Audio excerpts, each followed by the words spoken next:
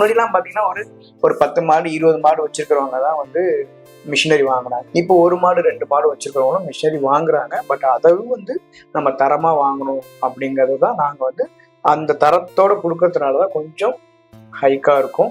ரெண்டாவது ஐஎஸ்ஐ உள்ள raw material தான் நம்ம கொடுக்குறோம்.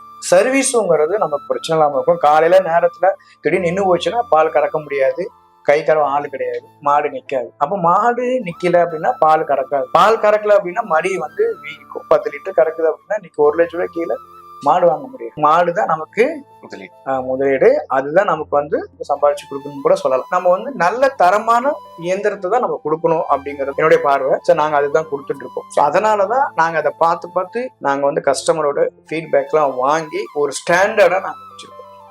ஏன் நாங்க வந்து விலை குறைவான இயந்திரத்துக்கு போகல அப்படின்னா இதான் காரணம். எங்களுடைய அனுபவம் அந்த குவாலிட்டி மெயின்டைன் பண்றதுனால காஸ்ட் வைஸ் கொஞ்சம் கூட வரும்.